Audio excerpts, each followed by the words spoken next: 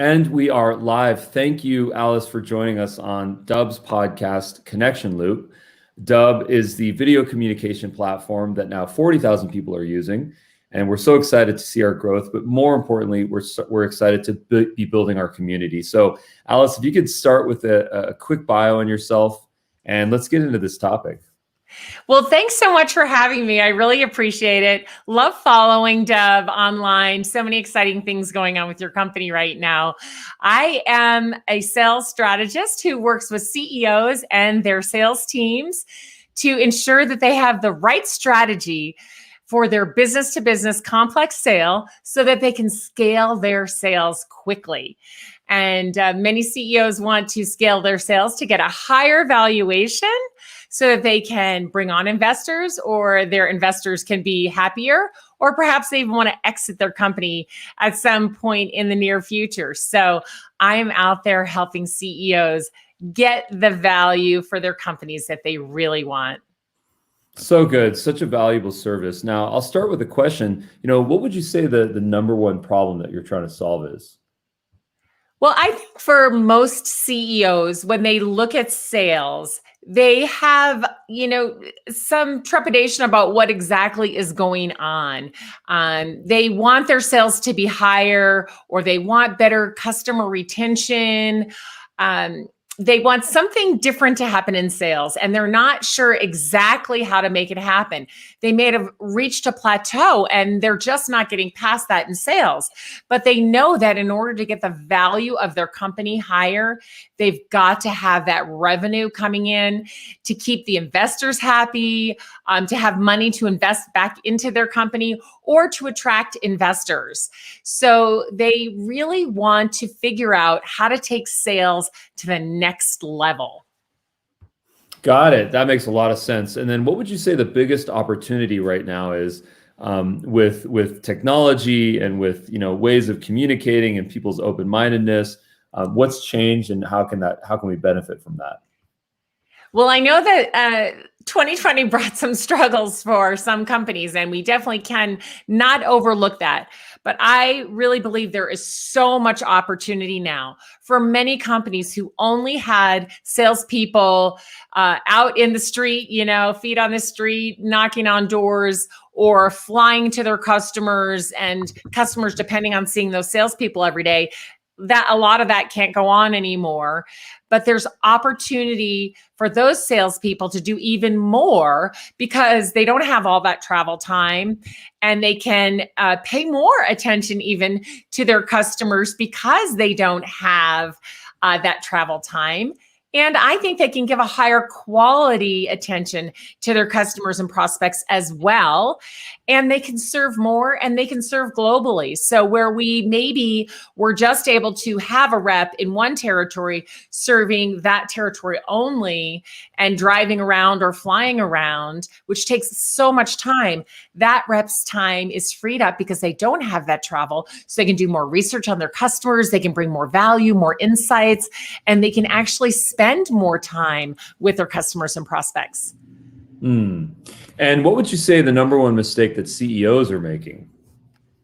Well, I think that CEOs don't really know what a modern sale is. They don't know what salespeople should be doing right now today. They still want salespeople to make a lot of dials every single day. They still want them to send out hundreds or thousands of emails. And the messaging they're using in these calls is not great, or in these emails, it's not great. So it's just more volume of bad messaging.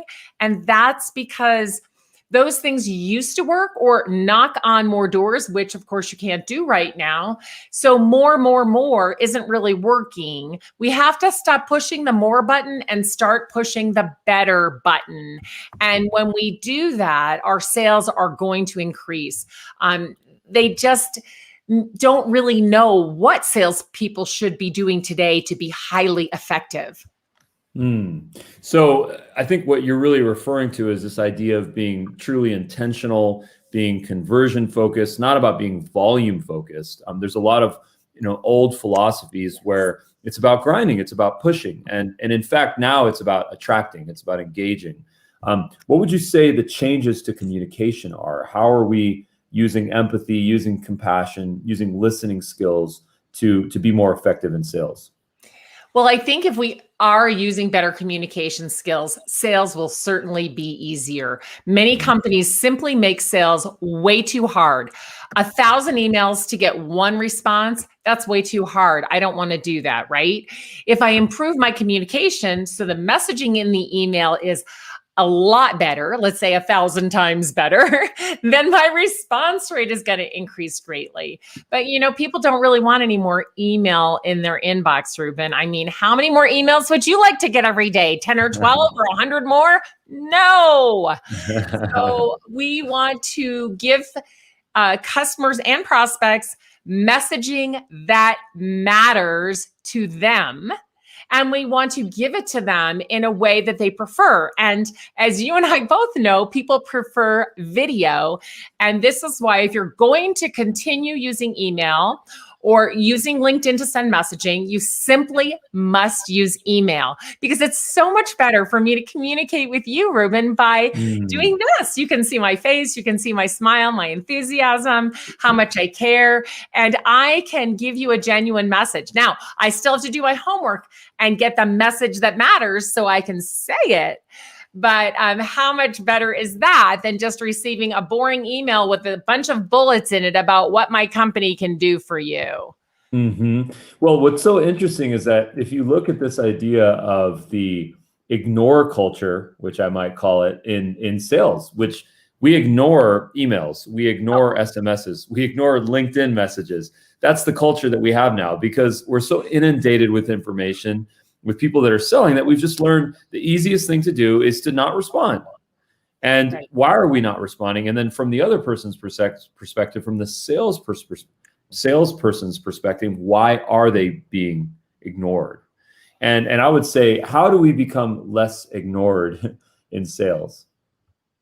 Well, that's what we all want, right? We want a world-class sales organization. And what does world-class means? It means that our salespeople know what matters to our customers and they know how to communicate it. And they do that well every single day. They bring tremendous value, tremendous insights, ideas, collaboration. They bring it all to our customers and prospects. So people who have never done business with us want to do business with us because we're bringing that tremendous value. People who already do business with us want to keep doing business with us. And that's what is going to make the difference, is if we can bring that value and communicate it on a regular basis. So we have to be clear as a bell on the very first sentence that we say, so that the other person knows what we're going to talk to them about and why it's important to them. So good. So what are some of the practices that you are teaching your clients and some of the learnings that you've gained within the last year or so? Well, I have always I've always taught people to be good sellers. What does being a good seller mean? Being a good seller means solving problems. You can't solve a problem you don't understand, and you certainly can't solve a problem if a person doesn't even have that problem to solve.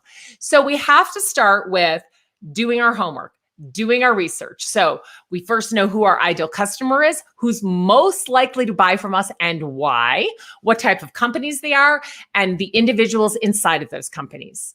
Once we've done that, then we have to learn what they care about and what they're trying to accomplish in the world, what their goals are, how they go out to their customers, how they help their customers, and how what we do can help them help their customers. That's a lot of research that most salespeople are not doing. But once you have all of that, it's much easier to craft a message that matters. So we work on crafting that message. Now, yes, salespeople have to be good writers these days. It's true. Or get some help from your marketing department. But you don't have to be fancy. You just have to make sure you state what matters in a way that the other person will go, oh, that matters to me. I want to talk to you. Very valuable. Now, you talk a lot about the pivot, the sales pivot. I saw you had a post on your blog about that, your sales pivot, what CEOs need to know about sales right now. So this art of the pivot, that's a Guy Kawasaki book, talks about how we need to adapt, we need to learn, we need to adapt, we need to change, and then we need to continue that cycle. This is the lean methodology. It's a very agile way of adapting to our surroundings. It's what happens in nature. It's what happens in evolution, martial arts. There's so many examples here. How can we be better pivoters? How do we know when to pivot? And then how do we pivot confidently? Well, for CEOs, they have to listen. They have to listen to the people that work for them. Hopefully, they've surrounded themselves with great people who are looking out at what's happening in the world and what's happening with the customers, and they can bring good information to the CEO. We have to listen to our customers. So 2 sets of people for CEOs to listen to: their own employees, their own team who is out there listening, and customers. So one of the best things that CEOs can do is form relationships with their customers at the top of the organization, so they can talk to people who have their finger on the pulse of what's going on, people who care about the return on investment, people at a higher level who are thinking bigger, and they can talk with them about what their company needs, how their company can be helpful, how they're serving their customers. So if CEOs can stay focused on that, they'll be able to pivot quickly because they'll hear their team telling them, we need these things to be successful. Here's what we're hearing out there. Here's what our competitors are doing. Here's what our vendors and customers are doing. Here's what our prospects are doing, right? And then if they actually talk to the people at those customer organizations, they'll get even more information that will help them make good decisions about what direction they should go with products, product development, keep some products, let go of some products. It'll help them know how their salespeople should be approaching the marketplace. It will give them a wealth of information so that they can build a world-class sales organization. And I think one of the most important things of a world-class sales organization is one that receives referrals.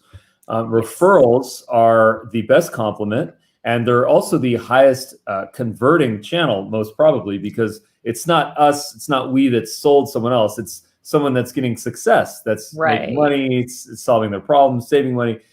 Talk to us a little bit about referrals. How can we integrate the referral machine into our daily flow, into the DNA of our business? Yeah.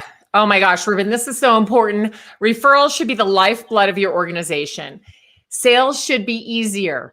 When you are going out cold, you need tremendous volume to make an impact on your organization. You have to dial 1,000 times or send 1,000 emails to get a very small response.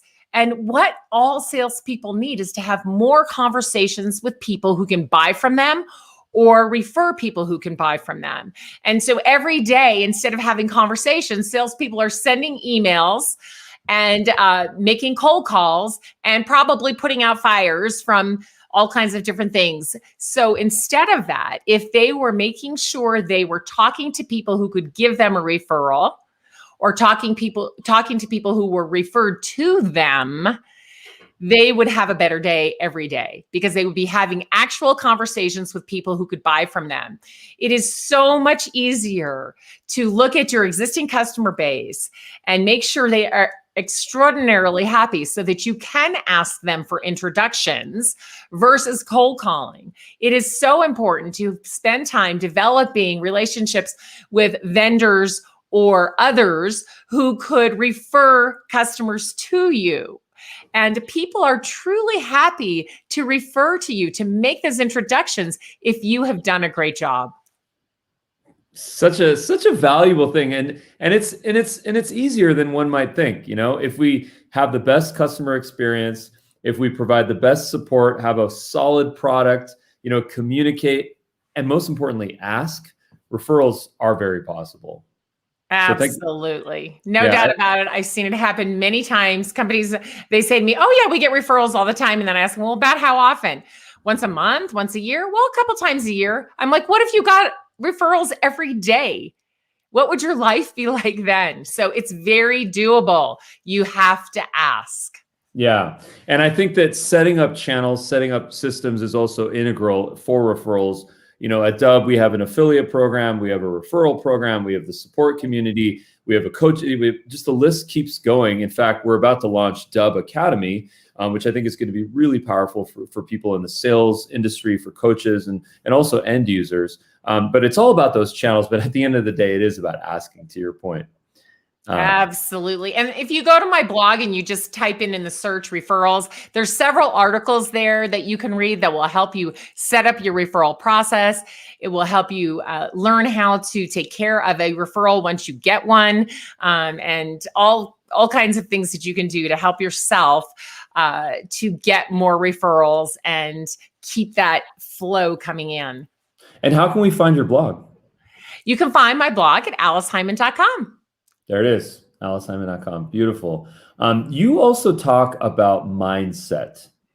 And mindset, I think, is relevant on a couple of different levels. Number one, it's mindset from a leader's perspective, mindset from the CEO's perspective, mindset from the person, the person in the trenches, the salesperson that's making the call, sending the emails, sending the Dubb videos. What is your take? What is your best sort of coaching on how we can improve our mindset? Yeah. So right now that is maybe a little harder than it's been in the past. So everybody should be paying attention to their mindset, their attitude. I think one of the most important things that everyone should do is just practice gratitude. You probably heard that a million times, but just wake up in the morning and think of all the things you're thankful for. Just spend 3 or 4 minutes, write it down. Think about it, talk about it, maybe even write a note to somebody that you're, grateful to have in your life. And then every night before you go to bed, do it again. I think that we focus too much on the negative because our brains are wired to focus on the negative. From, the dawn of time, of people being on this planet, our brains are wired for survival. And so to survive, you do have to focus on some negative things because you didn't want to get eaten by a saber-toothed tiger, right? But now we don't have those kinds of dangers in our lives every day. And we have to rewire our brains to be more positive. And a simple way to do that is simply think about or even write down the things you're grateful for, or take it even another step and let others know what you're grateful for every single day. There's so many ways to do it. Social media, a handwritten note, an email, a phone call, a text. Just let people know you're grateful throughout the day and your mindset will shift. But I also think that we need to limit what comes in that's negative. So if you are watching the news or reading a lot of news all the time, I know you have to keep up on what's going on in the world, but read your industry news and read about the companies you're selling to, and don't let your head get filled up with a lot of bad news all the time from what's going out there. Stay focused on the positive. Watch happy movies. Laugh with your friends. Play games with your kids and laugh. So do happy things. Take a walk. Look at flowers. Look at nature. Look at cute babies or cute baby animals. This sounds silly. It's so simple, right? But those are the kinds of things we can do to keep ourselves in the right mindset and make sure we're not giving ourselves negative messages. So don't say things like, I can't do that. Say things like, I haven't learned to do it yet. Or that was really hard. Or, oh gosh, it's so hard. Well, when I hear you say that, you're just really telling your brain how hard it is. So instead of saying that, say, I need to figure out a way to make this easier. And then your mindset starts to flip. So you need to use replacement terms for, things that you're telling yourself inside your head, or even things that you're saying out loud. Make sure you frame them in the positive so that you can take action and make something happen.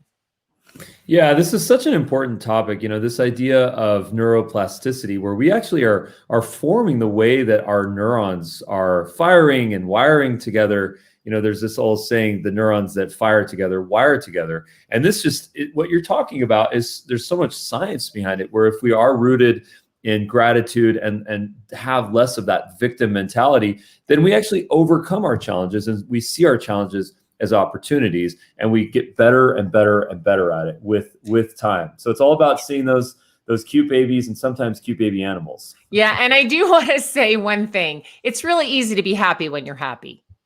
Yeah. So if you're not happy, get some help. There's nothing wrong with that. Talk to a friend, talk to a professional, but don't just be sad or having a bad mindset. Don't sink into that. Get some help. There are so many people out there who love you and want to help you. So please ask for help. If you cannot keep yourself happy and grateful, if you keep sinking into the negative, find someone who can help you. So good. Words of healing and inspiration. Well, Alice, thank you so much for this insightful conversation. Please tell us where we can learn more about you, social channels, website. We'd love to get it all. Yeah, I'm Alice Hyman on almost every channel. So Alice Hyman on LinkedIn. And I'd love for you to connect with me on LinkedIn and tell me you heard me here with Ruben so that I will know how you know me. And you can also follow me on Twitter at Alice Hyman. Same on Instagram at Alice Hyman. I got to get a little better at posting more stuff on Instagram, but you can see some fun stuff there as well. Facebook, I'm at Alice Hyman, and at Alice Hyman LLC for my business page. So it's pretty easy to find me if you spell my last name right, Heiman. And I'd love to connect with you at any of those places. And please go to my website, alicehyman.com/blog. If you want to read the blog, I'm posting things every month, several times a month for you to improve in your sales. Alice, thank you so much. Really appreciate it. It's been great to be here. Thanks, Ruben. Stick around for some